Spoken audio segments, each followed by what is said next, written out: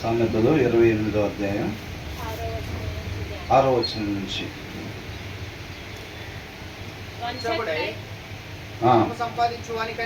వంచకుడై ధనము సంపాదించువానికంటే యథార్థముగా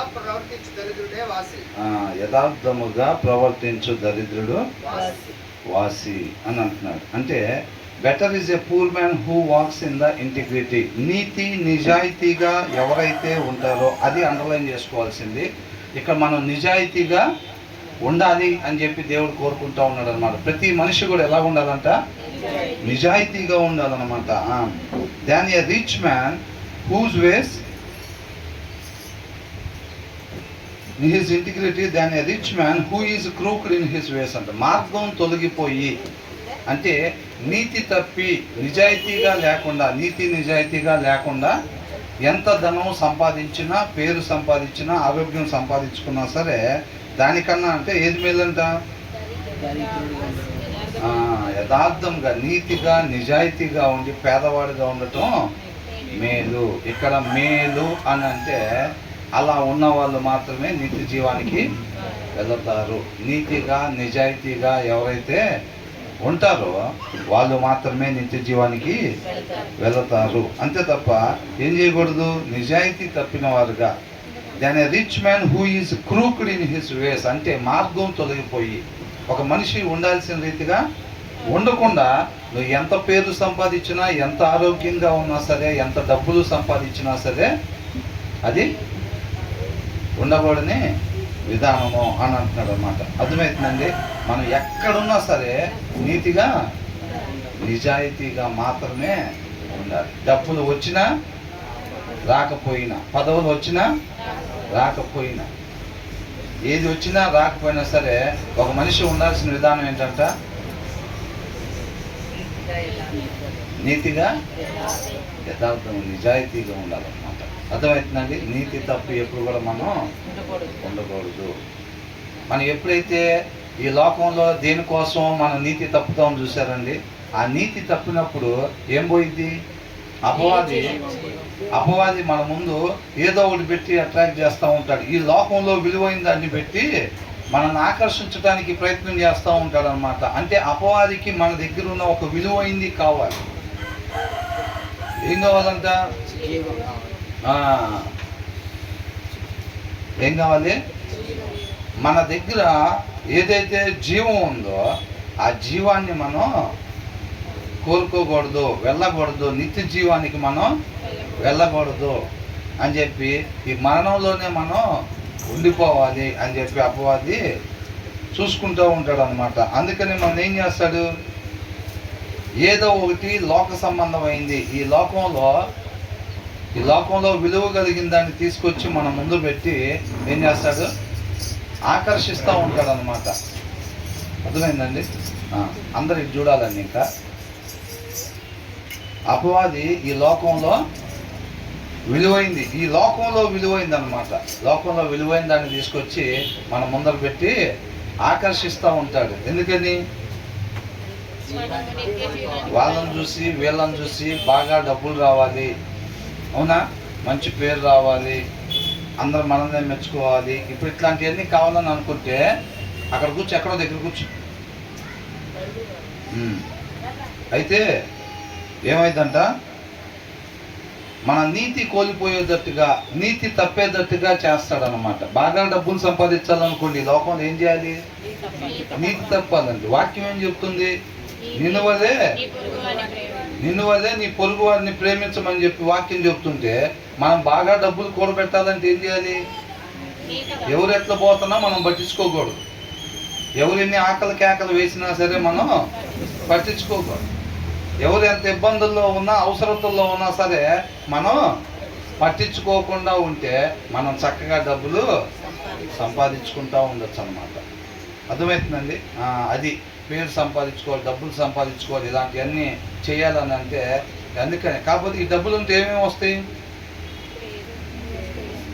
పెద్ద పెద్ద కార్లు, పెద్ద పెద్ద బంగ్లాలు, సుఖ సౌఖ్యాలు, ఫలానాది తినాలి అని అనిపించగానే అది ఇమ్మీడియట్గా వచ్చేసింది అన్నమాట.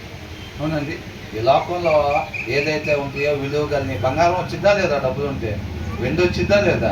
పదవులు వస్తాయో లేదా? 100 కోట్లు ఖర్చు పెట్టాల్సిన దగ్గర ఒక 500 కోట్లు ఖర్చు పెడతాం అంటే మనకు కాకుండా ఎమ్మెల్యే సీట్ ఎవరికైనా ఇస్తారా? ఇంకెవరికి? ఇంకంత ఖర్చు పెట్టే వాళ్ళు ముందుకే రారన్నమాట. అన్నీ వస్తాయి, పదవులు వస్తాయి, కార్లు వస్తాయి, బంగ్లాలు వస్తాయి, కోరుకున్న తిండి వచ్చిద్ది, మనకి ఇష్టపడే వస్త్రాలు ఇవి కావాలంటే అవి వస్తాయి. కాబట్టి అవి రావాలంటే మరి ఏం చేయాలి? నీతి తప్పాలంట. 1 లీటర్లో 5 లీటర్లో కల్తీ కలిపామనుకోండి, ఆటోమేటిక్గా డబ్బులు వచ్చేసేస్తాయి అన్నమాట. అందుకనే ఇక్కడ ఏమంటున్నారంటే, better is a poor man who walks in his integrity అని అంటున్నాడు. దేవుడు మనకు చెప్తా ఉందంటే, నీతిగా నిజాయితీగా మాత్రమే మనము జీవించాలి. ప్రతి మనిషి కూడా ఈ భూమి మీద ఎలా జీవించాలంట? నీతిగా నిజాయితీగా మాత్రమే మనం జీవించాలి. అది పేదవాడిగా ఉన్నా సరే పర్వాలేదు, నువ్వు పేదవాడిగా ఉన్నా సరే రేపు నాతో పాటు యుగయుగాలు ఉండాలి అని అంటే ప్రతి మనిషి కూడా నీతిగా నిజాయితీగా ఏ పనిలో అయినా సరే, ఏ ప్రదేశంలో అయినా సరే, ఏ పరిస్థితుల్లో అయినా సరే, ఈ పరిస్థితుల్లో కూడా నీతిగా ఏముంటాం అని అనిపిస్తూ ఉంటుంది. ముందుండే పరిస్థితి అలాగే ఉండిద్ది అన్నమాట. కాబట్టి మన జీవితంలో ఒకటే విధానం ఉండాలి, అది వాక్యాన్ని అనుసరించటమే కావాలన్నమాట. అర్థమవుతుందండి? కాబట్టి హృదయం మీద రాసుకున్నారా? పుస్తకాల మీద రాసి వదిలిపెడితే ఉపయోగం లేదు. హృదయం మీద రాసుకోవాలి. ఎక్కడున్నా సరే నీతిగా నిజాయితీగా మాత్రమే జీవించాలి. ఇక ఏది వచ్చింది ఏది పోయిద్ది అనేది మనకి అనవసరము. అర్థమైందండి? తర్వాత ఏమంటున్నాడు? దేవుడి కృపను బట్టి మనకు చక్కటి జ్ఞానాన్ని దేవుడు దయచేస్తూ ఉన్నాడు అనమాట. ఇదే దేవుడి జ్ఞానం. ఏం చేయాలి, ఏం చేయకూడదు, మనం ఎలా ఉండాలి, ఎలా ఉండదు. వాక్యం చదివిన వాళ్ళకి ఏమైంది? మనం నీతిగా ఉండాలి. ఎటువంటి పరిస్థితుల్లో కూడా ఆయన కృపను బట్టి మనం సజీవుడిగా ఉంచినంత కాలం ఏం చేయాలంట? నీతిగా నిజాయితీగా మాత్రమే మనం ఉండాలి. మిగతా వాళ్ళు ఎలాగన్నా ఉండాలి. 10 మందిలో 9 మంది అలాగ ఉంటున్నారు, అందరూ అలాగే చేస్తున్నారు అంటే ఎవరు చేయట్లేదు ఈ రోజుల్లో అంటారు. అందరూ అలాగే ఉన్నారంట. 10 మందిలో 9 మంది అలాగున్నా సరే మనం ఎలా ఉండాలంట? నీతిగా నిజాయితీగానే ఉండాలి. వాళ్ళకి మిగలొచ్చుగాక 99,000, మనకు 1000 మిగలొచ్చుగాక. అయినా సరే ఎలాగ ఉండాలి? నిజాయితీగానే ఉండాలి. అర్థమవుతుందండి? మనం అలా ఉండాలి, ఇలా ఉండకూడదు అని ప్రతి వచనం మనకు తెలియజేయబడటమే దేవుడి జ్ఞానం అన్నమాట.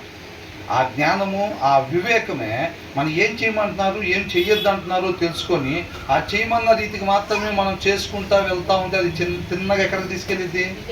నిత్య జీవానికి, తండ్రి దగ్గరికి చేర్చిద్ది అనమాట. ఆ జ్ఞాన వివేకాలు ఉంటేనే మనం నిత్య జీవానికి వెళ్ళగలుగుతాం.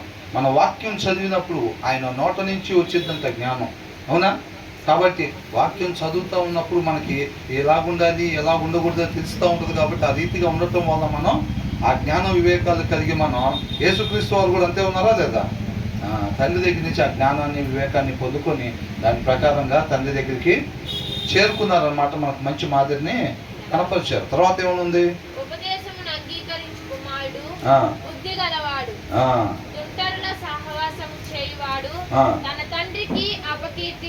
అపకీర్తిని తెచ్చు. మన అందరికి తండ్రి ఎవరు? దేవుడు. అవునా? ఇక్కడేమన్నాడు? The one who keeps the law is a son with understanding. ఇక్కడ అండర్లైన్ చేసుకోవాలి. ఇందాక ఏమనుంది? ఇంటిగ్రిటీ, నీతిగా నిజాయితీగా ఉండాలి. అది నిన్ను నిత్య జీవానికి తీసుకొచ్చింది. ఈ కొంతకాలం ఉండి పోయే దగ్గర డబ్బు తీసుకురాదు. 2 మార్గాలు. ఒకటి, నీతి తప్పితే డబ్బు వచ్చింది. నువ్వు నీతిగా ఉంటే ఏమొచ్చింది? నిత్య జీవమే వచ్చింది. అవునండి, నిత్య జీవం వచ్చింది. కాబట్టి ఇందాక వచనంలో ఉన్నది ఏంటంటే నీతిగా నిజాయితీగానే ఉండాలి. మనం ఎక్కడున్నా సరే. మిగతా వాళ్ళందరూ వేరే రకంగా ఉంటారు. మన చుట్టూ ఉండే వాళ్ళంతా నీతి తప్పి కోట్లు సంపాదిస్తూ ఉంటారు. ఆ ప్రదేశంలో మనం నీతిగా ఉండాలి. అలా ఉండాలని అంటే ఇన్నంత తేలిక, చెప్పినంత తేలిక కాదు. దానికి బలం కావాలి. మన ముందోళ్ళు, మన పక్కనోళ్ళు, మన వెనకాలోళ్ళు అలా ఉంటున్నా సరే మనం నీతిగా ఉండాలి అని అంటే దానికి బలం కావాలి. ఏం బలం? ఆ ఆత్మీయ బలం కావాలి. వాక్యమై ఉన్న దేవుణ్ణి మన హృదయంలో సమృద్ధిగా కలిగి ఉంటేనే మనం అలాంటి పరిస్థితులు ఇలా ఉండగలుగుతాంలే. కానీ వాక్యం చదువుకున్నా నేను నీతిగా ఉండాలి నిజంగానే అని అనుకుంటే నువ్వు అనుకుంటానే ఉంటావు, నీతిని తప్పుతూనే ఉంటావు అన్నమాట. బలం సరిపోదు, అర్థమైందండి? బలం సరిపోదు. దావీదు కోట మీదకి వెళ్ళి పడిపోవాలి నేను ఆత్మీయంగా అనుకుని వెళ్ళాడా? ఏమనుకుని ఉంటాడు? ఒకవేళ దాని ఒక సన్నివేశాన్ని కొంచెం ముందు, కొన్ని క్షణాల ముందు దావీదుని ఒకవేళ అడిగితే నువ్వు ఆత్మీయంగా అసలు పడిపోదాం అనుకుంటున్నావా, నిలబడి ఉందాం అనుకుంటున్నావా అని అడిగితే ఏం చెప్తాడు? నిలబడే ఉందామని అనుకుంటున్నాను అంటాడు. కానీ లోపల బలం లేదు. ఇక్కడ కూడా అనేక మంది మనం ఏమనుకుంటాం, వాక్యం చదవకుండా రోజు మామూలుగా వస్తూ ఉంటాం, వాక్యం మాత్రం చదవం. క్రిస్టియన్సే ఏమనుకుంటాం, ఇక్కడ చెప్పబడే ప్రతి మాటను తీసుకొని ఎస్ నేను అలా ఉండాలి, 6వ వచనంలో చెప్పిన దాని ప్రకారం నిజాయితీ ఉండాలి, 7వ వచనంలో చెప్పిన దాని ప్రకారంగా నేను ఆ తెలివి, దేవుడు తెలివి జ్ఞానం కలిగి ఉండాలి, నేను 9వ వచనంలో చెప్పినట్టుగా నేను ఎలా ఉన్నా అని అనుకుంటా ఉంటాం. మన వాక్యం చదవకపోవటం వల్ల, మన దగ్గర బలం లేకపోవటం వల్ల ఏమైంది, అనుకునేది మన చుట్టుపక్కల అందరూ నీతి తప్పి లోకానుసారంగా ఉన్నా సరే మనం మాత్రం నీతిగానే ఉండాలి అని అనుకున్నా కానీ ఏమైంది, ఉండలేమన్నమాట. బలం సరిపోక పడిపోతూ ఉంటాం ప్రతిసారి. ఎందుకని లేదు, వాక్యం చదువుకోవటం వల్ల ఆత్మీయ బలం లేదు. అది ఉంటేనే మనం ఏదైతే అనుకుంటామో ఆ వచ్చిన ప్రకారంగా నేను ఉండాలి అని అనుకుంటామో ఆ ఉండగలిగే బలం వచ్చింది. ఆ శక్తి ఎక్కడి నుంచి వచ్చింది? వాక్యమై ఉన్న దేవునిలో ఉంటుంది అన్నమాట ఆ శక్తి. ఏ మనిషి కూడా దేవుడు లేకుండా మంచి చెయ్యలేడు. అవునండి. డీజిల్ కారు దేంతో నడవాలంటే పెట్రోల్తోనా, కిరోసిన్తోనా, దేంతో? డీజిల్తో నడవాలి. Petrol car petrol. ఒక మనిషి ఎలా నడవాలంట? దేవుని మాట ప్రకారంగా మాత్రమే మనిషి నడవాలి. అవునండి. ఆ హృదయంలో వాక్యం లేకపోతే స్వాభావికంగా ఉండే ఆ మూఢత్వం ఏదైతే ఉంటుందో అదే ఆ మనిషిని నడిపించింది. మన పేరు ఏదైనా కావచ్చు, బాప్తిసం తీసుకుని ఎన్ని సంవత్సరాలు అయినా అయి ఉండొచ్చు, కానీ మన హృదయంలో వాక్యం లేకపోతే మాత్రం మనం పడిపోయే వారంగా ఉంటాము. కాబట్టి ఇక్కడ ఏమంటున్నారు? The one who keeps the law is a son with understanding అని అంటున్నారు. అదే అండర్స్టాండింగ్ లేకపోతే, కీప్స్ ద లా అంటే తెలుగులో ఏమనుంది? ఉపదేశము అంగీకరించు కుమారుడు. అంగీకరించు అని అంటే ఆచరించటం. అవునా? ఇప్పుడు జాషువాని బ్రదర్ బాటిల్ ఇవ్వండి కొద్దిగా అన్నాను అనుకోండి. అన్నప్పుడు ఓకే బ్రదర్ అని చెప్పి బాటిల్ ఇవ్వకుండా అక్కడే కూర్చున్నాడు అనుకోండి, అంగీకరించాడా లేదా? విన్నాడుగా, వినపడిందా లేదా? వినపడింది. ఓకే అన్నాడా లేదా? ఓకే అన్నాడు, కానీ క్రియ లేదు. క్రియ లేకపోవటం వల్ల అంగీకరించినట్టే. మనం విన్నాము, అవునండి ఎలా ఉండాలంట, ప్రతి మనిషి ఎలా ఉండాలంటే పలానాలాగా ఉండాలని చెప్పి మనం చెప్తాం. అవునా? అది కరెక్టా కదా? దేవుడు చెప్తుంది. ఈ మాట ఎవరిది? దేవుని మాట అన్నమాట. మన సృష్టికర్త మాట. మనం సృష్టించిన ఆయన ఈ రీతిగా మీరు ఉండాలి అని చెప్పి మనకి ఇచ్చిన మాట. అది ఒప్పుకుంటాం కరెక్టే అని. మేము విన్నాము, అది కరెక్టే అని ఒప్పుకుంటున్నాము. అంత మాత్రం దేవుడు దాన్ని మనం అంగీకరించినట్టు పరిగణలోనికి తీసుకోడు. ఎప్పుడు తీసుకుంటాడు మనం అంగీకరించినట్టుగా? దాని ప్రకారంగా చేసినప్పుడు ఎస్ అంగీకరించారు. అవునా? ఇప్పుడు ఆ జాషువా బాటిల్ నాకు ఇచ్చినప్పుడు నేనేమనుకుంటా? అంగీకరించాడు. అర్థమవుతుందండి? అలాగనమాట. అంగీకరించటం అంటే విని ఎస్ అది కరెక్ట్, అది దేవుడు మాట, అది నిజంగా మనిషి అట్లాగే ఉండాలి అన్నంత మాత్రాన అది అంగీకరించినట్టు కాదు. అర్థమవుతుందండి? అలాగా అంటే దాన్నే మనం ఏమంటున్నాం? వాక్యాన్ని అనుసరించటము అని అంటున్నాం. అవునా? విన్నవాడు ఆయన దృష్టికి నీతిమంతుడు కాదు, కానీ దాని ప్రకారంగా నడుచుకున్న వాళ్ళే దేవుడి దృష్టికి నీతిమంతుడు. దాని ప్రకారంగా నడుచుకోవాలంటే ఒకటి కావాలంటే ఇక్కడ ఏం కావాలంట? బుద్ధి గలవాడు. అది ఉంటేనే మనం దాని ప్రకారంగా నడుచుకోగలుగుతాం. అండర్స్టాండింగ్ అనిపించారు అనమాట. అర్థమవుతుందండి? ఇది మనకు చెప్పేది అండర్స్టాండింగ్ కలిగి మనం ఉండాలి అంటే ఆ బుద్ధి కలిగి ఉండాలి, ఆ తెలివి కలిగి ఉండాలి. ఏ తెలివి? లోక తెలివా? లోక జ్ఞానమా? లోకంలో ఒక జ్ఞానం నడుస్తూ ఉంటుంది. ప్రతి దానికి ఒరిజినల్ డూప్లికేట్ ఉంటాయి. అవునా కదా? లోకంలో కూడా తెలివి నడుస్తూ ఉంటుంది. ఏంటది? అవతలోడు మనల్ని మోసం చేసే లోపలే మనం వాడిని మోసం చేయాలి. వ్యాపారం కావచ్చు, ఇంటి పక్కన వాళ్ళు కావచ్చు, ఇంటి వెనకాల కావచ్చు, ఏదైనా సరే వాళ్ళు కేసు పెట్టక ముందే మనమే తన్నిపోయి కేసు పెట్టాలి. వాడు తెలియగలవాడ్రా, వాళ్ళు చూసి నేర్చుకోరా, వాళ్ళే వచ్చి మన దాన్ని ముందు పోయి కేసు పెట్టాడు వాళ్ళ అబ్బాయి అని అంటారు.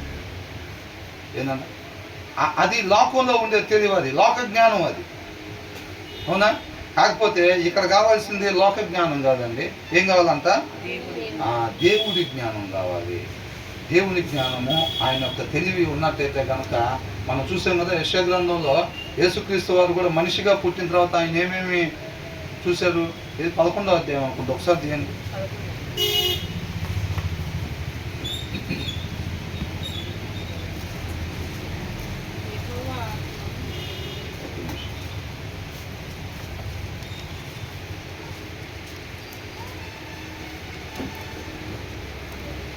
ఒకసారి జ్ఞాన వివేకములకు ఆధారమగు ఆత్మ, ఆలోచన బలములకు ఆధారమగు ఆత్మ, తెలివిని యెహోవా ఎడల ఏంటంట? యెహోవా ఆత్మ జ్ఞాన వివేకములకు. ఇప్పుడు సామెతలు మొత్తం కూడా దేని గురించి చెప్పబడుతున్నాయి? ఏ జ్ఞానం? దేవుని జ్ఞానం గురించి అన్నమాట. అర్థమవుతుందండి? దానిపైన వచ్చిన కూడా ఒకసారి మొదలు చిగురు పుట్టును, వాని వేరుల నుండి అంకురము ఎదిగి ఫలించును అని అంటున్నాడు. తర్వాత యెహోవా ఆత్మ జ్ఞాన వివేకములకు ఆధారమగు ఆత్మ, ఆలోచన బలములకు. ఏంటంట? జ్ఞానానికి, వివేకానికి, ఆలోచనకి, బలమునకు. ఏ ఆలోచన? లోకాలోచన కాదండి. ఎవరికి ఏమి ఇవ్వకుండా మనం జాగ్రత్తలు దాచిపెట్టుకొని మన మేడల మీద మేడలేసే ఆలోచనలు కాదు. జ్ఞానానికి, వివేకానికి, ఆలోచనకి, బలముకు. ఏ బలానికి? ఇక్కడ జిమ్కి వెళ్తే వచ్చే బలానిక? జీడిపప్పులు తింటే వచ్చే బలానిక? ఆత్మీయ బలానికి అన్నమాట. అవునా? తర్వాత ఏంటంట? తెలివిని అని అంటున్నాడు. అర్థమవుతుందండి? ఏ తెలివి? దేవుని తెలివి, దేవుడి జ్ఞానం, దేవుడి వివేకం, దేవుడి ఆలోచన, దేవుడి బలము, దేవుని తెలివి. ఇంకా యెహోవా ఎడల భయభక్తులను పుట్టించు ఆత్మ. చూసారండి? భయభక్తులను పుట్టించు ఆత్మ ఎవరి మీద అంట నిలిచేది? మొదటి వచనంలో ఉంది కదండి. ఎవరంట ఆయన? ఏసై మీదంట ఇవన్నీ కూడా వస్తాయి, నిలుస్తాయి అన్నమాట. తర్వాత యెహోవా భయము అతనికి ఇంపైన సువాసనగా ఉండును. యెహోవా భయము ఆయనకి ఎలా ఉందంట? అసలు ఎలా గెలిచాడు యేసయ్య? ఈ లోక మాలిన్యం అంటకుండా ఎలాగున్నాడు? ఏ పాపం లేకుండా ఎలాగున్నాడు అని అంటే ఇలా ఉన్నాడు అంటున్నాడు. ఆయన కూడా మనలాగే పుట్టి మనలాగే ఉన్న తర్వాత యెహోవా ఆత్మ దగ్గర నుంచి అంట ఆయన జ్ఞానాన్ని, ఆయన వివేకాన్ని మనం లోక సంబంధంగా వాడిని చూసి నేర్చుకోరా, వీళ్ళని చూసి నేర్చుకోరా, ఈ కాకుండా మనం. అవునా? బాబాయ్ చూడు ఎట్లా సంపాదిస్తున్నాడు, వెళ్ళి కొద్ది రోజులు బాబాయ్ దగ్గర ఉండిరాపో అని అంటే చక్కగా కుమారుడిని అక్కడ పంపిస్తే ఎలా కత్తి కలుపుతున్నాడు బాబాయ్, ఎన్ని లీటర్లు ఎన్ని కలుపుతున్నాడు, ఇవన్నీ చక్కగా నేర్చుకొని వచ్చి మమ్మీ నేను మొత్తం నేర్చుకొని వచ్చా, నాకు నీ మూల మీద షాప్ చేసుకుంటే చక్కగా కత్తి చేసి నేను కూడా బాబాయ్ లాగా సంపాదిస్తానంటాడు. అవునా కదా? కాబట్టి ఇక్కడ దేవుడు ఏం చేశాడంట? మనిషిలాగా జన్మించిన యేసుక్రీస్తు అంట తండ్రి దగ్గర నుంచి ఆ జ్ఞానాన్ని, వివేకాన్ని, ఆలోచనని, బలంని, తెలివిని, యెహోవా యందు భయభక్తులు, ఈ ఆయుధాలు తీసుకొని ఆ యుద్ధాన్ని, ఆత్మీయ యుద్ధాన్ని ముందుకి సాగించారన్నమాట. అందుకని లోకమాల్యం ఎక్కడ కూడా అంటలేదు. మన ఊరికనే కీర్తనలు, సామెతలు, ప్రసంగి లేకపోతే ఇవన్నీ మనకేం ఊరికనే రాసేయలేదు. వీటి నుంచి వచ్చింది అన్నమాట ఇది మొత్తం. ఆయన జ్ఞానము, ఆయన వివేకము, ఆయన ఆలోచన, ఆయన బలము, ఆయన తెలివి, ఆయన యందు భయభక్తులు కలిగి ఉండే తత్వం మనకి వీటి నుంచి వచ్చింది. శ్రద్ధ కలిగి దీన్ని చదవటం వల్ల ఆచారంగా 3 అధ్యాయాలు 4 అధ్యాయాలు చదివేసేస్తే మనకేమీ రాదు. అవునండి? శ్రద్ధ కలిగి, శ్రద్ధ అంటే నేను ఇది ఉండాల్సిన విధానము కాబట్టి నేను ఎలా ఉండాలో దీంట్లో రాశారు. ఆ వచనం చదివి ఒక మనిషి ఇలా ఉండాలన్నమాట, ఇలా ఉండకూడదు అని చెప్తున్నా. అయితే అలా ఎప్పుడు కూడా నా జీవితంలో ఉండకూడదు అని చెప్పి అది చదువుతుంటే మనకు అర్థమైపోయింది అన్నమాట. అప్పుడు ఆయన ఆశ్రయిస్తాం. ప్రభువా, నేను ఏ రీతిగా ఉండమంటున్నావు ఆ రీతిగా మాత్రమే నేను ఉండే కృపను దయచేయమని ఆశ్రయించినప్పుడు అంతరంగంలో ఆ ఆశ ఎలాగలా ఉంటాం కాదండి, ఎలాగలా జీవించటం కాదు, నా పట్ల దేవుడికున్న ఉద్దేశ ప్రకారంగా మాత్రమే నేను జీవించాలి అనే ఒక ఆశ మన అంతరంగంలో ఆయనకి కనిపించినప్పుడు అప్పుడు తృప్తిపరుస్తాడు. ఆ రీతిగా మాత్రమే ఆయన ఉద్దేశ ప్రకారంగా మాత్రమే మనం ఉండేటట్టుగా ఆయన నడిపించి మనల్ని తృప్తిపరుస్తాడు. ఊరికనే పైకి మాత్రం డ్రెస్సింగ్ వైట్ సొక్కాలు వేసుకొని వచ్చి ముసుగులేసి, లేకపోతే మొహాలు ఎట్లా పెట్టుకొని జాలిగా, లేకపోతే అట్లా ఎట్లా పెట్టి దాటిని చూసి దేవుడు ఇచ్చేస్తాడా? సమూయేలుతో ఏమన్నాడు? నేను మనుషుల వల్లే పై రూపాన్ని. మనం ఎక్కడ దప్పిక ఉండాల్సింది? అంతరంగంలో ఆయన మాట కొరకు, నీ మాటలో జ్ఞాన వివేకాలు, ఆలోచన బలం, తెలివి, నీ అందులో భయభక్తులు కలిగి ఉండే తత్వం దాంట్లో ఇమిడి ఉన్నాయి. అవునండి, అది నన్ను బ్రతికించింది. కాబట్టి దానికోసం ఇప్పుడు దుప్పికి నీళ్ళు తాగటం వల్ల వచ్చేది ఏంటండి? అసలు దాని ప్రాణము నిలబడిద్ది అంతే. అవునా కదా? మరి మనం కూడా జీవం కలిగి ఉండాలంటే ఏం చేయాలంట? ఆయన మాట భుజించాలి. ఆయన మాటలో ఇవన్నీ కూడా ఏదంతా చూసారా, మల్టీవిటమిన్స్, డ్రై ఫ్రూట్స్ ఇట్లంతా చూసారా, ఆయన మాటలో ఇవన్నీ ఉంటాయి అన్నమాట. దీన్ని భుజించినప్పుడు మనం ఎన్నటికి కూడా మరణానికి గురి కాము. అర్థమవుతుందండి? అదే అంటున్నాడు, యెహోవా భయము అతనికి ఇంపైన సువాసనగా ఉంది. మనకేముందండి ఇంపైన సువాసనగా? మీరు ఇప్పుడు వదిలిపెడితే ఆల్రెడీ కూర వండుకొని వచ్చామండి, లేదా కూర తీసుకెళ్ళి ఇంటి దగ్గర పెట్టుకొని వచ్చాం. మీరు వదిలిపెడితే ఇంపైన సువాసన ఏంటో? ఏంటి ఇంపైన సువాసన ఏంటి? బీరువాలోంచి పట్టు చీర తీసి కొంతమంది ఏం చేస్తారు, కొంతమంది ఏం చేస్తారు, డబ్బులు కట్టలో తీయగానే వాసన తిరిగింది లోపల పెట్టుకుంటారు. నాకు ఇష్టమైన స్మెల్ పట్టు చీరల వాసన, డబ్బులు వాసన. కొంతమందికి వేడివేడిగా బిర్యానీ వండగానే 5 నిమిషాల్లో ప్లేట్లోకి వచ్చేసే ఇంపైన సువాసనగా ఉంటుంది.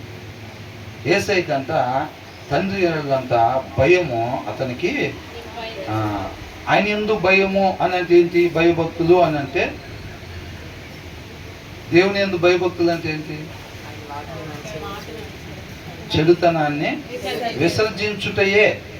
ప్రతి వచనంలో ఏ రీతిగా ఉండకూడదు మనిషి అని అంటున్నారో ఆ రీతిగా మనం ఉండకుండా ఉండటమే. అర్థమవుతుందండి? మన జీవితంలో దృఢంగా ఒక తీర్మానం తీసుకొని నిత్యము ఆయన ఆశ్రయించే వారంగా ఉండాలన్నమాట.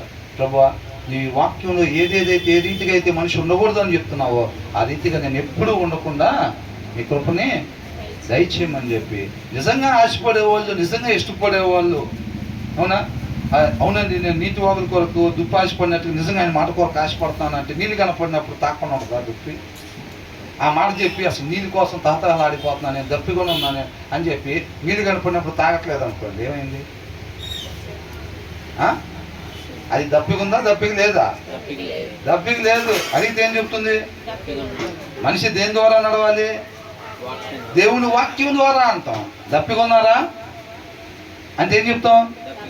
దప్పికొన్నాం బ్రదర్ అంటాం. బైబిల్ అల్మర్లోనే ఉంటుంది, అదే గదిలో తిరుగుతూ ఉంటాం. దాని జోలి మాత్రం పాము. మనం నీళ్ళు కనపడితే తాగని దుప్పిల్లాగా ఉన్నావా అది చెక్ చేసుకోవాలి. ఇంట్లోనే ఉంటుంది బైబిల్, ఒకటి కాదు 4 ఉంటాయి. దాని జోలి మాత్రం పాము. అడిగితే ఆయన మాట కొరకు తృష్ణగానే ఉన్నా అని చెబుతాం. దేవుడు దాన్ని అంగీకరిస్తాడా? యేసయ్య అంటే ఎంతమందికి ఇష్టం? అందరికీ ఇష్టం. అంత ఇష్టమైతే ఆయనతో సమయం గడపొద్దా? ఆ టీవీ సీరియల్ చాలా ఇష్టం. ముందే ఎదురు చూస్తూ ఉంటాం, 10 నిమిషాలు ముందు నుంచే అక్కడ కూర్చొని ఉంటాం, ఫస్ట్ నుంచే మిస్ అవ్వకూడదని. ఎందుకని? అది నిజంగా ఇష్టం, క్రియ కనపడతా ఉంది. భార్య అంటే ఇష్టం అనుకోండి, ఎప్పుడు పోయితే పుట్టింటికి అని చూస్తూ ఉంటారా? ఒకరోజు పోతే చాలా రోజులు వెళ్ళినట్టుగా ఉంటుంది. అవునా? మరి యేసయ్య అంటే ఇష్టం లేదా? ఉంది. మరి ఇష్టమైతే సమయం గడపద్దా? ఎప్పుడు వారానికి ఒకసారా? గడుపుతున్నాం బ్రదర్. వారానికి ఒక అధ్యాయం, లేకపోతే రోజుకు ఒక అధ్యాయం, లేదంటే వాగ్దాన కార్డులు, అట్లా గడుపుతున్నామా? అది అంతరంగంలో నిజంగా ఆ ఆశ ఉంటే మనం వదిలిపెట్టాం. అవునా? ఆ సారాంశం మనం బ్రతికించేది అన్నమాట. వెండి బంగారముల కన్నాను. విజ్డమ్ ఈజ్ సుప్రీం అని ఉంది. ఏంటంట? Wisdom is supreme. దేవుడి కృపను బట్టి మనకి ఇచ్చిన ఆయుష్తో దాన్ని ఏం చేయాలంట? కొనుక్కోవాలంట. మనం తెలివిని, జ్ఞానాన్ని, ఆలోచనని, బలాన్ని, ఇవన్నిటిని కూడా ఏం చేయాలి? కొనుక్కోవాలి. అది వాళ్ళు బంగారం మీద ఇన్వెస్ట్ చేశారు, ఇది బ్యాంకులో ఇన్వెస్ట్ చేశారు, వాళ్ళు ల్యాండ్స్ మీద ఇన్వెస్ట్ చేశారు. మనం ఎక్కడ ఇన్వెస్ట్ చేయాలంట? ఆయన జ్ఞానం దగ్గర, ఆయన తెలివిని, ఆయన జ్ఞానాన్ని, ఆయన వివేకాన్ని దగ్గర మనం ఇన్వెస్ట్మెంట్ పెట్టాలి. పెట్టాలంటే ఏం చేయాలి? సమయాన్ని గడపాలి. ఒక గంట సేపు కూర్చొని అక్కడ చదవాలి. ఆ వచ్చిన అర్థం కాలేదా? ఏంటి దానిపైన కింద అధ్యాయం మొత్తం దానికి సంబంధించింది ఎక్కడుంది, దాని రిసోర్సెస్ ఏంటి, దాని ప్రకారం చూసుకుని దాని సారాంశం అది కావాలి మనకు. అదే మనం దక్కించింది. అవునా? కాబట్టి మనం అలాగ ఉండాలన్నమాట. మనకు కూడా ఏముండాలంటే ఆయన ఏందో భయభక్తులు. ఆయన ఏదైతే వద్దంటున్నాడో దాని జోలు ఎప్పుడు కూడా పోకూడదు. ఏ పరిస్థితుల్లో ఉండని, ఏది రావచ్చు ఏది పోవచ్చు కాక మనం జీవిత విధానం మాత్రం అలాగే ఉండాలి అని అంటున్నాడు. అవునా? కాబట్టి దీంట్లోకి వచ్చేది. మళ్ళీ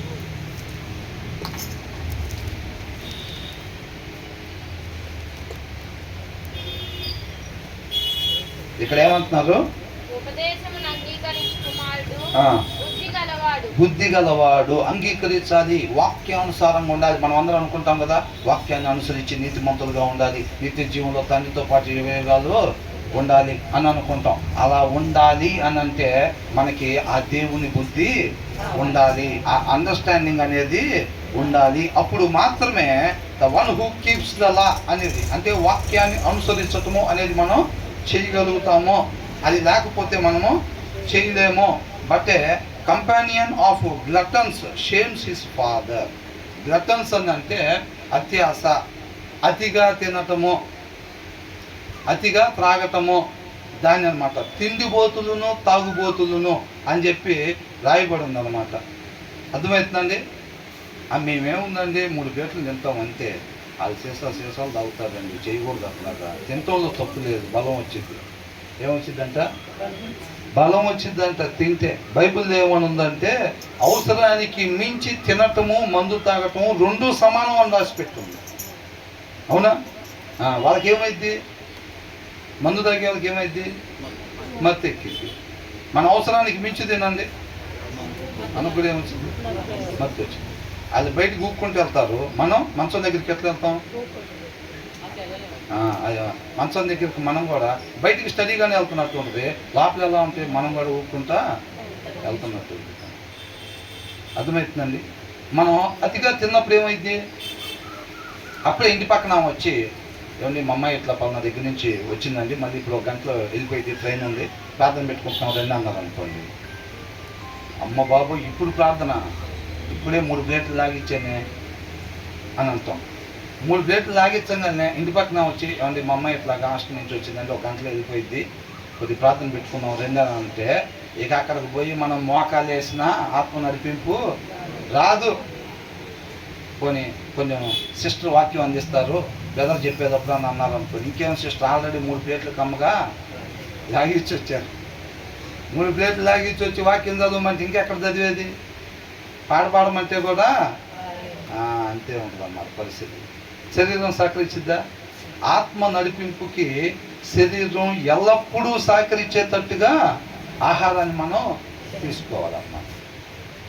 అంతేనే కానీ అవసరతకి మించి తీసుకోవటం అనేది కరెక్ట్ కాదు. అలా ఉన్నప్పుడు మన వాక్యాన్ని అనుసరించాలి.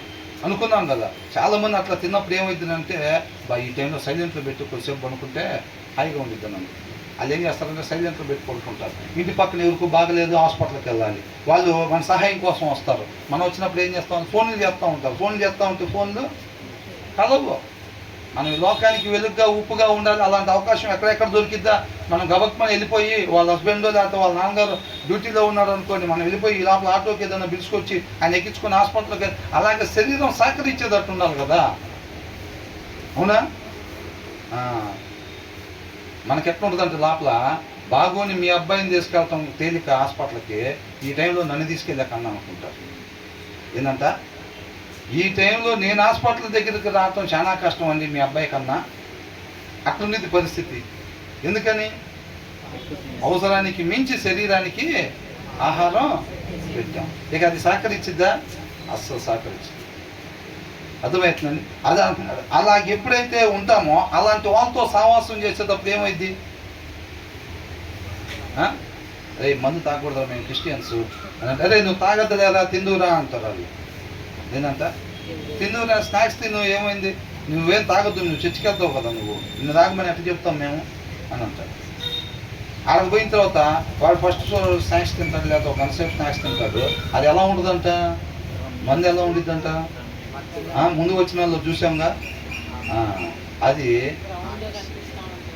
అస్సలు అట్రాక్టివ్గా ఆ సీసాలో పోసుకుంటుంటే ఇవేం చేస్తాడు? స్నాక్స్ తింటానే ఉంటాడు. స్నాక్స్ని కళ్ళు మూసుకొని తింటూ ఉంటాడా? ఏం చేస్తాడు? కళ్ళు తెలుసుకొని స్నాక్స్ తింటూ ఉంటాడు. వాళ్ళు ఎలా పోసుకుంటున్నారు, అది ఎలా నూరు వస్తుంది, ఎలా దగదగలాగుతుంది, ఎట్లా ఉంది అని చెప్పి వాళ్ళు అది తాగిన తర్వాత మాట్లాడే మాటలు ఎలాగుంటే ఈ ఎదుటి వాడిని ఆత్మీయతలో నుంచి పడగొట్టి వాళ్ళ బ్యాచ్లో చేర్చుకునేటట్టుగా ఉంటాయి. ఏముందరా అసలు, నిన్నటికి వాడి కేంద్ర ఎంత రంగు వచ్చావు నువ్వు అంటాడు వాడు. ఆ ఎదురు మందు తాగేవాడు. అదే నువ్వే ఉన్న తక్కువ, 3 అడుగులు పెరిగేవురా, నిన్నెంతే ఉన్నావు అంటాడు వీడు. ఏంటంట, వీడికి తాగితే నిన్నటికి వాడికి 3 అడుగులు పెరిగారా అంట. వాడేమి అమ్మటే రంగు రుచి చెక్కదనం మొత్తం వచ్చేసాడు. ఆ మాటలు మాట్లాడుకుంటే ఈ పక్కన స్నాక్స్ తినేవాడు ఏమైంది? వాళ్ళిద్దరు శుభ్రంగా తాగేసి రంగు తెచ్చుకుంటే మనం మాత్రం నల్లగిట్టుండాలా అని అనుకుంటాడు. వాడు ఒక రోజు తింటాడు స్నాక్స్, 2 రోజులు తింటాడు, 3వ రోజు 2 గ్లాసులు కాస్త 3 గ్లాసులు అవుతాయి. అవునా కదా? అందుకనే అంటున్నాడు వాళ్ళతో సావాసం చేయకూడదు, నువ్వు అటు చూడనే కూడదు అని చెప్పి రాస్తుంది. అవునండి. అదేం చేసిద్దంట? విష సర్పంలాగా. తర్వాత నీ రిజల్ట్ ఎలా ఉంటుందంటే, నువ్వు అది తాగిన తర్వాత తాగేటప్పుడు ఏమైందంట? చక్కగా ఇట్లాగా సాఫ్ట్గా దిగిపోయిద్దంట. రాసిందా క్లియర్గా రాశారు ముందు వచ్చిన సాఫ్ట్గా దిగిపోయిద్దంట. తర్వాత ఏం చేసిద్ది? విష సర్పంలాగా కాటు వేసిద్ది. ఆ సీసాలో విష సర్పాలు ఉన్నాయి అని తెలియజేయబడటమే దేవుడి జ్ఞానము. అర్థమవుతుందండి. ఆ వచనంలో నుంచి ఏం నేర్చుకుంటున్నాం? ప్రొద్దుపుచ్చు వారికే కదా, కలిపిన ద్రాక్షారసము రుచి చూడ చేరు వారికే కదా, ద్రాక్షారసము మిక్కిలి ఎర్రబడగను, గిన్నెలో తలతలలాడుచుండగను, త్రాగుటకు రుచిగా నుండిగను, దాని వైపు చూడకము, పిమ్మట అది సర్పము వలె కరుచును, కట్లపాము వలె కాటువేయును. చూసారా? దాని రిజల్ట్ ఏంటంట? ఫస్ట్ ఎలా ఉంది అది? అవునా? అలా పెడతారు. ఈ లోకంలో అట్రాక్షన్, అపవాది అట్లా అది నల్లగా కుంకుడుగా రసం లాగా అట్లాగేం ఉండదు, ఎర్రగా దగదగలాడేటట్టుకు పెడతా ఉంటారు. అవునా? కాకపోతే దాని రిజల్ట్ ఏం చేసిద్దంట? విష సర్పం లాగా కాటు వేసి మనం జీవానికి, నిత్య జీవానికి పోకుండా చేసిద్ది అన్నమాట. అది నష్టమే చేసిద్ది. అది విష సర్పం. అవునా? మందు విష సర్పం, వేశ్య లోతైన గొయ్యి. ఒకడు బస్ స్టాండ్ దగ్గర నీట్గా టక్కి చేసుకొని రెడీగా ఉన్నాడు అనుకోండి, వాడు డ్యూటీకి పోకుండా ఏ బస్సు వచ్చినా అక్కడే ఉండి అటు ఇటు చూస్తున్నాడు అనుకోండి, ఏమున్నట్టు అక్కడ? గొయ్యి ఉందిరా, అక్కడ జాగ్రత్తగా ఉండాలి. అవునా? ఇంకొకళ్ళు టిప్ టాప్గా రెడీ అయ్యి లేడీస్ ఉన్నారు అనుకోండి, అట్లా ఉంటే అర్థమైపోయిద్దా లేదా మనకి? అర్థమైపోయింది. అక్కడ ఏమున్నట్టు? అది అక్కడ లోతైన గొయ్యి ఉంది అని తెలియజేయబడటమే దేవుడి జ్ఞానం అన్నమాట మనకి. అర్థమవుతుందండి. మనం వాక్యం చదవం అనుకోండి, ఏమైంది? వేసే లోతైన గొయ్యి అని మనకు తెలియదు, ఈ మందు విష సర్పం అని మనకి తెలియదు. తెలియకపోతే అపవాది పెట్టిన అట్రాక్షన్కి మన హృదయంలో వాక్యం లేదు, దాని లోపల ఉండే స్వాభావికంగా మూఢత్వాన్ని బట్టి ఆటోమేటిక్గా దానికి అట్రాక్ట్ అయిపోయి వన్స్ ఒకసారి టచ్ చేయంగానే ఏమైంది? వలలో కాలు పెట్టి తీద్దాం. ఇప్పుడు పక్షి వచ్చి ఇప్పుడు వలబెట్టారండి, వేటగాడు వల పెట్టాడు. పక్షి పోతా పోతా ఊరకనే అట్లా కాలుతో తగినట్టుగా అట్లా వలని టచ్ చేసి వెళ్దాం అని అనుకుంది అనుకోండి, ఏమైంది? అట్లా టచ్ చేయంగానే పడిపోయింది అంతే. వలలో కాలు పెడితే ఏమైంది? ఎమ్మటే ఇరుక్కుపోతాం. అది ఇరుక్కుపోగానే పక్షి ఏం చేస్తూ ఉంటుంది? ఎంత హాయిగా ఉందో ఇక్కడ అనుకునిద్దా? ఏమనుకుంటుంది? ఇక అక్కడి నుంచి బయటకు పడిపోవాలని చెప్పి ప్రయత్నం చేస్తూ ఉంటుంది, రెక్కలు కొట్టిస్తూ ఉంటుంది, కాళ్ళు చేతులు ఆడిస్తూ ఉంటుంది, కాళ్ళు ఆడిస్తూ ఉంటుంది. అయినా ఏమైంది? బయటికి రాదు. మనం కూడా అంతే. ఒక్కసారి మన దగ్గర బలం లేకపోతే మనం ఏమవుతామంటే ఒక్కసారి అట్లా అట్రాక్ట్ అయిపోతాం, బలం సరిపోతాం. అలాగే అట్రాక్ట్ అయినప్పుడు ఏమైంది? ఇక దాంట్లో నుంచి మందు తాగే వాళ్ళని అడిగితే ఏమంటారు? నేను కూడా మీలాగా ఉండాలని మాకు కూడా ఉన్నదండి అని అంటాడు. నేను రేపు నుంచి మానేస్తున్నా అంటూ ఉంటాడు. అందుకే అంటూ ఉంటాడు, తాగుతూనే ఉంటాడు. మానేయటానికి అని చెప్పి హాస్పిటల్లో చూపించి మందులకు డబ్బులు ఇస్తా మందులతో దాకా వచ్చిన వాళ్ళు ఉన్నారు. అవునా? ఎడిక్షన్ కిల్లర్ ఇచ్చారంట మందు మానుకోవాలని. మందు మానుకోవాలని ఎడిక్షన్ కిల్లర్ ఇస్తే ఆ ఎడిక్షన్ కిల్లర్కి ఎడిక్ట్ అయిపోయాడంట ఒక ఆయన.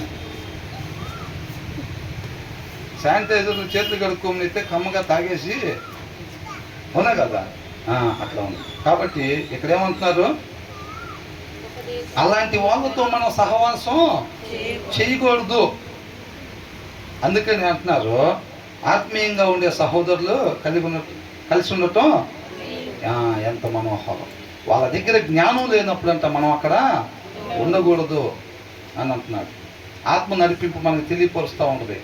మళ్ళీ లేదనుకోండి, అది వాళ్ళు ఎంతసేపు ముచ్చట్లు చెబుతాం అంతసేపు అక్కడే కూర్చుంటూ ఉంటాం అన్నమాట. కాబట్టి అలాంటి వాళ్ళతో మనం సహవాసం చేయకూడదు. మనం ఎక్కువగా అవసరానికి మించి మనం ఆహారం తీసుకునే వారంగా ఉండకూడదు. ఎనీ టైం శరీరం సహకరించేటట్టుగా చూసుకోవాలి. దీనికి ఆయన యొక్క తెలివి మనకు ఉండాలన్నమాట. ఇందాక వచ్చిన వాళ్ళు ఏంటంట, ఎటువంటి పరిస్థితుల్లో కూడా మనం నీతిని నిజాయితీని విడిచిపెట్టకూడదు. మిగతా వాళ్ళు ఎలాగైనా ఉండి ఒకటి బాగా జ్ఞాపకం పెట్టుకోవాలండి. మనం ఉండేది లోకంలో, మన చుట్టూ అందరూ కూడా నీతిని నిజాయితీని వదిలిపెట్టే ఈ లోక సంబంధమైన వాటి కొరకు పరిగెడుతూ ఉంటారు అన్నమాట. ఆ ప్లేస్లో మనం ఉండాలి నీతిగా నిజాయితీని. పక్కనోడు కారు కొంటాడు, ఇటు పక్కనోడు బంగ్లా కొంటూ ఉంటాడు. ఆ ప్లేస్లో మనం ఎలా ఉండాలి? మన నీతిగా నిజాయితీగా ఉండాలి. అలా ఉన్నప్పుడు మరి మనకున్న రేకుల షెడ్ అట్టాగే ఉండొచ్చు. సిద్ధమేనా కాదా? అబ్రహాము, ఇస్సాకు, యాకోబులు ఎక్కడ ఉన్నారంట? గేరాల్లో ఉన్నారంట. డబ్బులు లేక కాదు, అబ్రహాం ధనవంతుడు. అవునా కదా? వాళ్ళ గొర్రెలకి గొడ్లకి పెట్టుకోవటానికి ప్లేస్ చాలలేదంట. ప్లేస్ చాలక ప్రదేశాలు పంచుకున్నారు, అంత పెద్ద ప్రదేశాలు. ఆయన ఎక్కడ ఉన్నారంట? గేరాలో ఉన్నారు. అబ్రహాం చూపు ఎక్కడుంది? బంగారం కుదిరినంత కేజీలు దాచిపెట్టాలని ఉందా? మరి దేని మీద ఉంది? పదవులు కావాలని ఉందా? పునాదులు కలిగిన పట్టణం వైపు ఆయన చూపు ఉన్నాడు. ఇవాళ నీ చూపు నా చూపు ఎక్కడుంది? ఆయన ఎందు భయభక్తులు కలిగి ఉండటం అంట యేసయ్యకి ఇంపైన సువాసన అంట. ఇవాళ నీకు నాకు ఇంపైన సువాసనగా ఏమున్నాయి చెక్ చేసుకోవాలి. వాక్యం అనే అర్థంలో చూసి మనం చెక్ చేసుకోవాలి. అర్థమవుతుందండి? లోక సంబంధంగా డబ్బులు సంపాదించాలా, పేరు సంపాదించాలా, మంచి కంఫర్ట్స్ కావాలా, కొంతకాలం శ్రమలు అంటున్నారు. అవునా కదా?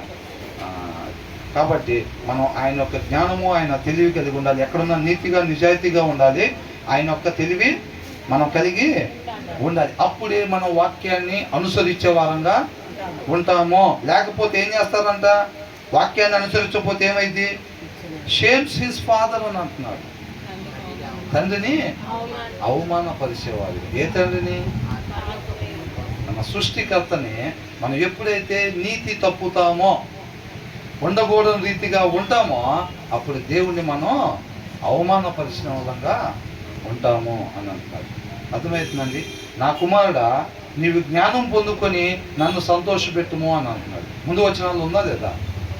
మనం జ్ఞానం పొందుకున్నప్పుడు మనం ఉండాల్సిన రీతిగా మాత్రమే మనం ఉంటాము. దానివల్ల మన సృష్టికర్త సంతోషపడేవాడిగా ఉంటాడన్నమాట. మనం జ్ఞానం లేకుండా జీవిస్తుంటే, దేవుడి జ్ఞానం లేకుండా మనం లోక జ్ఞానం కలిగి జీవిస్తున్నాం అనుకోండి, మన సృష్టికర్త ఏమవుతాడు? అవమానపడతాడు, బాధపడేవాడిగా ఉంటాడంట. ఏ ఆత్మ నశించిపోవటానికి ఇష్టం లేదు. మరి మన వాక్యం చదవకపోతే ఆయన జ్ఞానము రాదు. ఆయన జ్ఞానం లేకపోతే ఆ స్వాభావికంగా వచ్చే మూఢత్వాన్ని బట్టి మనం నడుచుకుంటాం. అది ఎక్కడికి తీసుకెళ్ళింది? నిత్య నరకాగ్నికి తీసుకెళ్ళింది. అప్పుడు ఆత్మ ఏమైనట్టు? నశించిపోయినట్టు. కాబట్టి ఆయన జ్ఞానంలో మన వాక్యం చదవకపోతే దేవుడు బాధపడతాడు. ఎందుకని? వాక్యం చదవకపోతే మనకు ఆ జ్ఞానం రాదు. ఆ జ్ఞానం రాకపోతే ఆ మూఢత్వాన్ని బట్టి మనం నడుచుకుంటూ వెళ్ళిపోతాం. మనకు కూడా తెలియదు. పేర్లు అలాగే ఉంటాయి, పేర్లు ఏం మారిపోవు. మన రూపాలు ఇలాగే ఉంటాయి, రూపాలు ఏం మారిపోవు. హృదయంలో వాక్యం ఉండదు అంతే. మనల్ని మనం అనుసరించుకుంటూ వెళ్ళిపోతూ ఉంటాం. మన ఇష్టాన్ని అనుసరించుకుంటూ వెళ్ళిపోవటమే మార్గం తొలగిపోవటం అంటే. అవునా? మార్గం తొలగిపోవటం అని అంటే ఆయన చిత్త ప్రకారం కాకుండా మన ఇష్ట ప్రకారంగా నడుచుకుంటూ ఉంటాం అంతే. బుద్ధి లేని కన్యకల దగ్గర నూనె లేదన్న విషయం వాళ్ళు గ్రహించుకోలేకపోయారు. దీపాలు ఆరిపోయినాయి అన్న విషయం వాళ్ళు గ్రహించుకోలేకపోయారు. ఎప్పటికప్పుడు చెక్ చేసుకుంటూ ఉండాలి. మనకి దేవునితో సహవాసం, సంబంధం ఎలాగుంది, మన హృదయం ఎలాగుంది, ఎప్పటికప్పుడు చెక్ చేసుకుంటూ ఉండాలి. తర్వాత ఏమంటున్నారు?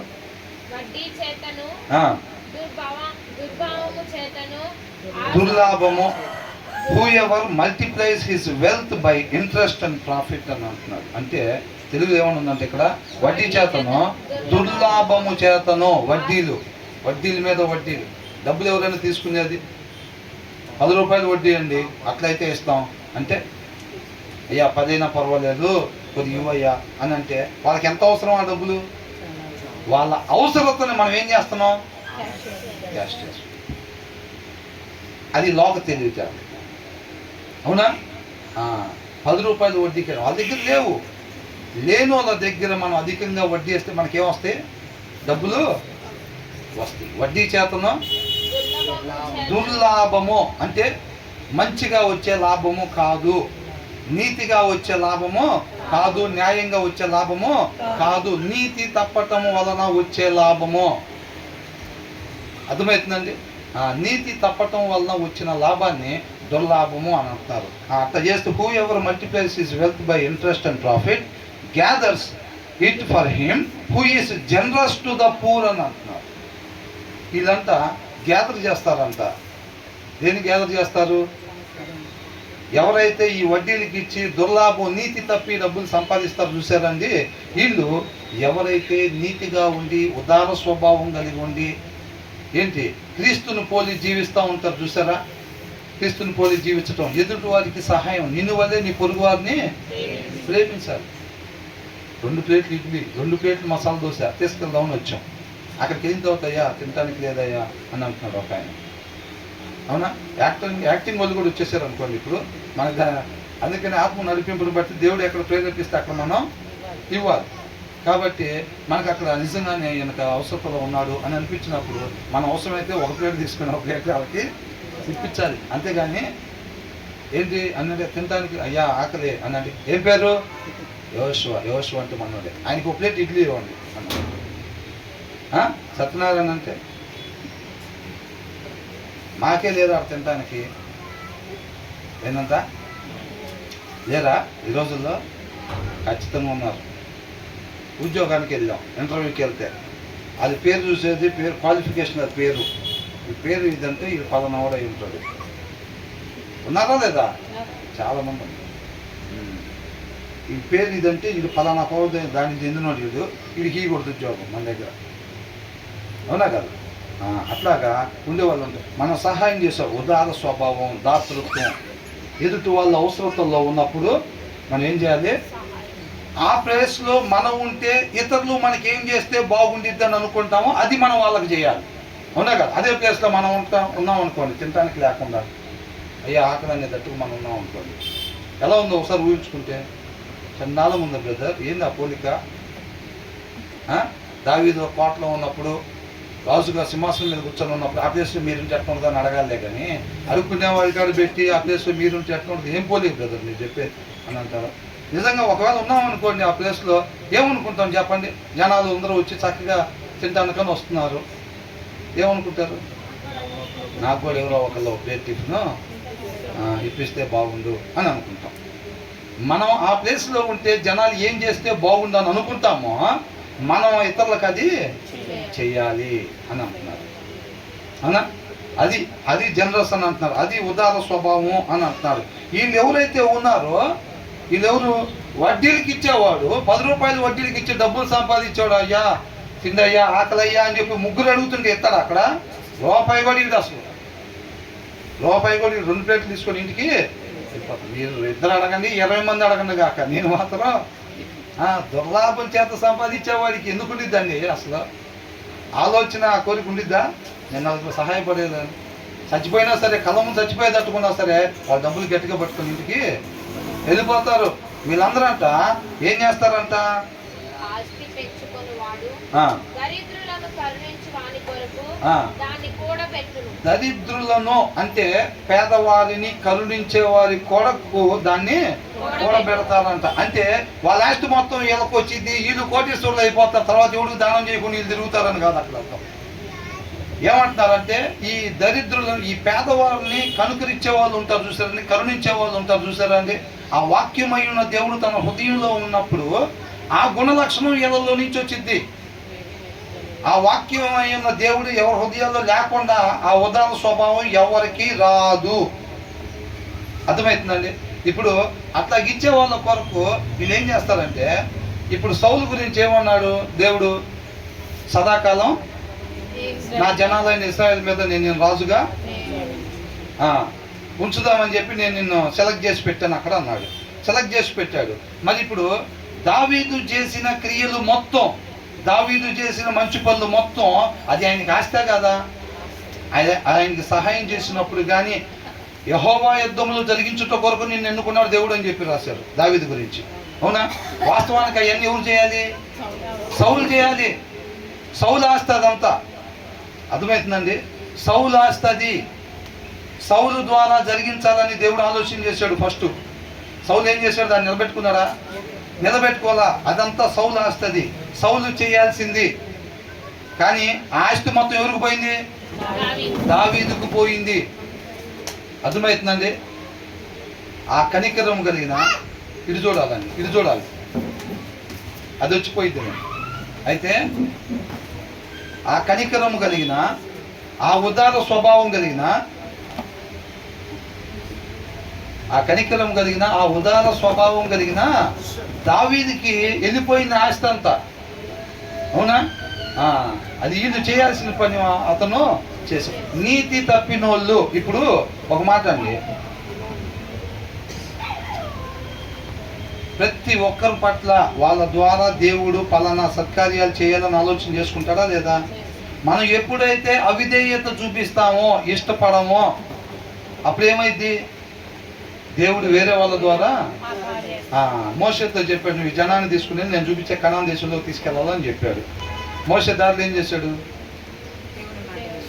అవిధేయత చూపించాడు. చూపించినప్పుడు కార్యం జరగకుండా ఏం ఆగల. ఆయన రాజ్యస్థాపన ఏమి ఆగదు, ఆయన చిత్తం నెరవేరక మానదు. కానీ అది మోషే ద్వారా జరగదు. నష్టపోయేది ఎవరు? మోషే నష్టపోతాడు. సౌలు చేయాల్సింది, సౌలు అకౌంట్లోకి రావాల్సిన ఆస్తి అది మొత్తం. అర్థమవుతుందండి? సౌలు అకౌంట్లోకి రావాల్సిన ఆస్తి అది మొత్తం ఇటు చూడాలండి. కానీ ఆస్తి మొత్తం ఎవరికి వచ్చింది? దావీదుకి వచ్చింది. ఎవరైతే డిసోబీడియంట్, అవిధేయత చూపిస్తారో, మిగతా వాళ్ళు ఎవరైతే విధేయతని చూపిస్తూ ఉంటారో, తను తాను పూర్తిగా ఎవరైతే తగ్గించుకుంటారో, ఈ అవిధేయత చూపించిన వాళ్ళ ఆస్తి మొత్తం ఎవరికి వచ్చిందంట? ఈ విధేయత చూపించిన వాళ్ళకు వచ్చింది అనమాట. అది చెప్తున్నారు ఇక్కడ. అంటే మనకేం చెప్తున్నారు? నీతి తప్పి డబ్బులు సంపాదించే దానికోసం ప్రాకులాడొద్దు. ఉదార స్వభావము. నీ దగ్గర 2 అంగీలు ఉంటే అంగీ లేని వాడికి ఇవ్వాలి. అప్పుడు నువ్వు ఆస్తిపరుడివి. ఈ 2 ప్రదేశాల్లో ఎవరైనా ఆస్తిపరులు ఎవరు?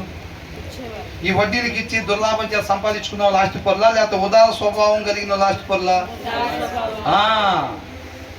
ఈ లోక సంబంధంగా కాదండి. దేవుడు 10 రూపాయలు ఎట్లా లక్ష్య పెట్టడో, రేపు అక్కడ తీర్పులో నిలబడినప్పుడు తీయండి, యాక్సిస్ బ్యాంక్ అకౌంట్ తీయండి, ఎంత ఉందో చూడండి. 5 చెక్ చేస్తారా? ఎన్ని జతల బట్టలు బీరువాలో ఉన్నాయో తీయండి అని చెక్ చేస్తారా? ఎన్ని వస్త్రాలు దానం చేశాడో తీయండి. ఏముంటుంది? ఆ అకౌంట్లో ఏముంటుంది? అక్కడ అకౌంట్లో డబ్బులను బట్టి నిత్య జీవంలోకి తీసుకుంటారు. అక్కడ అకౌంట్లో డబ్బులు ఎట్లా వేసుకోవాలి చెప్పండి? వస్త్రాలు లేని వాళ్ళకి వస్త్రాలు నువ్వు ఇచ్చిన దాన్ని బట్టి అక్కడ అకౌంట్లో పడుతూ ఉంటే, ఇక్కడ అవసరతల్లో ఉన్న వాళ్ళకి నువ్వు చేసిన సహాయం అక్కడ అకౌంట్లో ఆ ఆస్తిని బట్టి అక్కడ రేపు నిత్య జీవంలోకి తీసుకుంటారు. ఆ జ్ఞానం, ఆయన జ్ఞానము, ఆయన తెలివి కలిగిన వాళ్ళ చూపు ఎక్కడుండిద్ది? అక్కడ అకౌంట్లో దాని మీద ఉండిద్ది అన్నమాట. అర్థమవుతుందండి. ఎక్కడెక్కడైతే ఆయన కృపను బట్టి అవసరంలో ఉన్న వాళ్ళని మనం ముందుకు చూపిస్తూ ఉంటాడో, ఆయన ఆత్మ నడిపింపును బట్టి మనం ఆయన నామాన్ని అలాగా మహింపరిచేవారుగా, ఆయన్ని కనపరిచేవారుగా, ఎక్కడైతే ఇద్దరు ముగ్గురు కూడి ఉంటారో అక్కడ నేను ఉంటాను అంటున్నాడు. ఆయన ప్రేమై ఉన్నాడు కాబట్టి ఆ ప్రేమని ఎవరి దగ్గర అయితే మనం కనపరుస్తూ ఉంటామో అక్కడ ఆయన్ని మనం కనపరిచినట్టుగా, ఆయన్ని మనం మహింపరిచినట్టుగా. అర్థమవుతుంది. ఆ క్రియలన్నిటికీ సంబంధించిన ఫలము ఖచ్చితంగా ఉండిద్ది, దాయబడి ఉండిద్ది. అర్థమవుతుంది. దానికోసమైనా వచ్చింది మనం ఇక్కడికి. లేకపోతే ఇక్కడ బండ్లు కావాలి, ఇక్కడ కార్లు కావాలి, ఇక్కడ సంబంధాలు కావాలి, ఇక్కడ ఉద్యోగాలు కావాలి మాకు, దానికోసం వచ్చామా?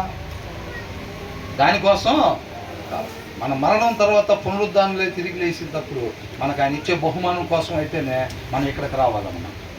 అవునా? కాబట్టి మనం ఆ రీతిగా నడుచుకునే వాళ్ళం ఉండాలి తప్ప మనం కనికరం చూపిస్తే ఎవరెవరైతే కోట్ల డబ్బులు సంపాదించారో అవన్నీ మనకి ఇస్తాడంట దేవుడు. మనం అట్లా కాదు. మనం జనరల్గా చదువుకుంటూ వెళ్ళిపోతే అలాగే అర్థమైంది వాక్య సారాంశం. ఆ శ్రద్ధ ఉండేటప్పుడు ఆయన కృపను బట్టి అంతరంగంలో దప్పికొని ఉంటే మనం అందరం ఇళ్ళలో కూర్చొని బైబిల్ చదువుతూ ఉంటాం. ఎవరైతే ఆ సారాంశం నన్ను స్వతంత్రునిగా చేసిద్ది, వాక్య సారాంశం సత్యం, ఆ సత్యం నన్ను స్వతంత్రం చేసిద్ది అని చెప్పి ఆ సారాంశం కొరకు దప్పికొని బైబిల్ తీసి చదువుతూ ఉంటామో, ఆ వచనాల కోసం వెతుకుతూ ఉంటామో, ఎవరి అంతరంగంలో ఆ దప్పికొన్న తత్వం కనపడిద్దో వాళ్ళకి ఆ సారాంశాన్ని ఇచ్చి తృప్తిపరుస్తాడు దేవుడు. అంతే తప్ప ఏమంటే 10 నిమిషాల్లో టీవీ చూడాలి అని చెప్పి ఆ 10 నిమిషాలు స్టార్ట్ అయిపోయింది, ఈ లోపల ఏమంటే బైబిల్ చదవలేదు అన్నట్టు ఉంటుంది కాబట్టి బైబిల్ చదివేసేద్దాం ఈ లోపల అని చెప్పి గబగబా తీసి 2 అధ్యాయాలు చదివేసి మూసేసి చూసుకుంటే దేవుడు దాన్ని పరిగణలో తీసుకుంటాడా? తృప్తిపరుస్తాడా? అంతరంగంలో ఆశ లేకపోతే నువ్వు 2 అధ్యాయాలు చదివినా 20 అధ్యాయాలు చదివినా ఆ సారాంశం మనకి రాదు. ఆయన ఆ సారాంశాన్ని ఇవ్వడు. ఆ సారాంశం లేకపోతే నామకార్థంగా ఎంతమంది వాక్యం చదవట్లేదండి? వైన్ షాప్కి పోతా వాక్యం చదువుకుని వెళ్ళే వాళ్ళు ఉన్నారు తెలుసా? సినిమా పోతా టికెట్లు దొరకాలి ప్రభు అని ప్రార్థన చేసుకుని వెళ్ళే వాళ్ళు ఉన్నారు లేరా? ఉన్నారు. దొంగతనానికి పోయే వాళ్ళు కూడా ఉన్నారు. అట్లాగా ప్రార్థన చేసుకొని వాక్యం చదువుకొని దొంగతనాలకు వెళ్ళే వాళ్ళు ఉన్నారు. మరి వీళ్ళందరూ ఏంది వచ్చేసిద్దాం మరి వాళ్ళకి అట్లా ఏమీ రాదు. వాళ్ళ మోసం చేసుకుంటారన్నమాట. అర్థమవుతుందండి. కాబట్టి ఇంతతో ముగిద్దాం. ఈ వచనాలు ప్రతి ఒక్కరు కూడా ఏమన్నా ఇక్కడ చెప్పబడిన 2 వచనాలు 3 వచనాలు 4 వచనాలు ఆ రీతికి నేను ఉండాలని చెప్పి ఇంటి దగ్గర వాక్యం తీయకపోతే బలం సరిపోదు అనుకుంటాం అంతే. ఆ రీతిగా మనం లోపంలో ఉండలేము. కానీ అర్థమవుతుందండి. మనం ఆ చెప్పబడిన దాని ప్రకారం అంటే తండ్రి ఉద్దేశం తెలియజేయబడుతుందా లేదా అర్థమవుతుందా? ఆయన హృదయం దగ్గర చూపెట్టింటే మనకి ఎట్లా కూడా అర్థమవుతుందా? ఆయన చెప్తున్నాడు. ఆయన హృదయం లోపల మన గురించి ఏమనుకుంటున్నాడు ఆయన చెప్తున్నాడు. నేను ఎలా ఉండాలనుకుంటున్నాడు ఆయన చెప్తున్నాడు. ఆయన మనకి ఆయన ఉద్దేశాన్ని తెలియజెప్తున్నాడు మనకి. నా కుమారుడా ఇలాగుండు నా దగ్గరికి చేరుకుంటావు, దూరం అయిపోయావు. అవునా? మీరందరూ ఉండాల్సిన ప్రదేశం నాతో పాటు మనం కలిసి యుగాలు ఉండాలి. అలా ఉండాలి అని అంటే ఎలా ఉండు నా కుమారుడా. మనం ఎవరినైతే గుండెల మీద దానేమో ఆ ప్రేమమయుడు ఏం చేస్తున్నాడు? అయినా మనకి మేలు మాత్రమే చేస్తాడు. మనం కూడా ఏంటి అవతల రోజు టీ ఇస్తే ఇస్తాం. అది టీ ఇపోతే వాళ్ళ ఇంటికి పోయినప్పుడు మన ఇంటికి వచ్చినా గంట కూర్చున్నా 3 గంటలు కూర్చున్నా టీ ఏం పేరు వేసేవాడు. చర్చికి వెళ్తావా? వారానికి 3 సార్లు వెళ్తాం. అవతల వాళ్ళని బట్టి మనం ఇంకేముంది గొప్ప దాంట్లో. వాళ్ళు టీ ఇవ్వకపోయినా వాళ్ళు ఎలాగున్నా సరే మనం ఎలాగుండాలంట? దేవుడి ప్రేమను మాత్రమే కనపరచాలి. దేవుడి ప్రేమను మాత్రమే కనపరచాలి. వాళ్ళు ఎట్లాంటి వాళ్ళు అనేది వేరే. అప్పుడే నీ నుంచి వాళ్ళు ఈ సత్యం అనే వెలుగుని పొందుకుంటారు. అప్పుడే మనం ఈ లోకానికి వెలుగుని ప్రకాశింపజేయగలుగుతాం. అర్థమవుతుందండి. కాబట్టి ఇలా ఉండాలి అని చెప్పి మనం ఇంటికి పోయి వాక్యం చదవకపోతే బలం సరిపోదండి. ఈ లోకంలోకి వెళ్ళినప్పుడు విన్నంత తేలిగ్గా నేను చెప్పినంత తేలిగ్గా ఏమీ ఉండదు. దానికి బలం కావాలి. అది వాక్యమైన దేవుడి దగ్గర నుంచి మాత్రమే వచ్చింది. ఆయన హృదయం మనకి ఎప్పుడైతే మన హృదయం ఆయనకు అప్పగిస్తామో అప్పుడు యుద్ధం యెహోవాదే. అర్థమవుతుందండి. ఆయన యుద్ధం చేసి జయాన్ని మనకి అప్పగిస్తాడు ఈ ఆత్మీయ పోరాటంలో. అట్లా కాకుండా వాక్యం చేసి చదవలేదు అనుకోండి, ఆ స్వాభావికంగా మూఢత్వమే దాంట్లో ఉంటుంది. నువ్వు అనుకోవటం ఎట్లా అనుకుంటావు? పౌలు గారు అన్నట్టుగా నా శరీరంలో వేరొక నియమం, నేను ఒకటి అనుకోని ఇంకొకటి చేస్తున్నాను, వద్దనుకున్నది నేను చేస్తున్నాను. అంతే వెళ్ళిపోతూ ఉంటుంది. ఎన్ని సంవత్సరాలైనా అంతే వెళ్ళిపోతూ ఉంటుంది. ఇక్కడ ఇంత 2-3 వచనాలు నేను అలాగ ఉండాలనుకుంటాం. ఇంటికి పోయి వాక్యం చదవము, బలం సరిపోదు. కానీ వద్దన్న రీతిగా ఉంటానే ముందుకి వెళ్ళిపోతాం. ఇంటికి వెళ్ళి వాక్యం చదివినప్పుడు ఆటోమేటిక్గా మనకు ఆ బలం వచ్చేది. ప్రార్థన రెండో కన్ను ఏంటంట? ప్రార్థన. ప్రార్థనలో ఉండేటప్పుడు మనం భూమి లోపలికి ఏర్లు ఎలాగైతే వెళ్తాయో ఆయనలో అట్లా నాటపడతాం అన్నమాట బలంగా. మనం అర్థమవుతుందండి? ఆ శక్తి వచ్చింది అనమాట ఆ ప్రార్థన ద్వారా, వాక్యం చదవటం ద్వారా. ఈ రెండింటిని బట్టి ఆ రెండు కాళ్ళు నీతి న్యాయం ఆయన సింహాసనానికి ఎట్లాగైతే ఆధారాలో వాక్యాన్ని శ్రద్ధతో చదివి, అంటే దాన్ని అనుసరించాలనే దాన్ని శ్రద్ధ. అవునా?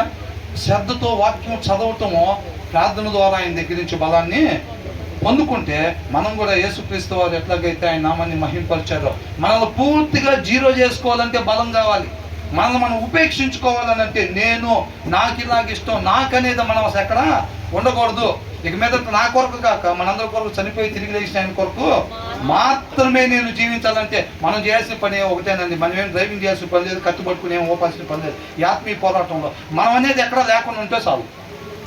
మనం జీరో చేసుకోవాలి. మనల్ని పూర్తిగా ఉపేక్షించుకోగలిగితే గనక అప్పుడు ఆయన నామాన్ని గొప్పగా మహింపరుచుకుంటాడు ఆయన మన ద్వారా. అర్థమవుతుందండి? దావీదులాగా ఎక్కడైనా ఎత్తైన స్థలంలో ప్రభువా నన్ను నడిపించనంటే నువ్వు అంతగా తగ్గించుకోవడానికి నువ్వు సిద్ధపడితే కనుక దేవుడు ఖచ్చితంగా ఆ రోజు దావీదుని హెచ్చించిన దేవుడు ఇవాళ కూడా మన ఆత్మీయంగా అంత గొప్పగా ఆయన నామాన్ని మహింపరిచే భాగ్యాన్ని మనకి దయచేస్తాడు. దేవుడికి మహిమ కలుగును.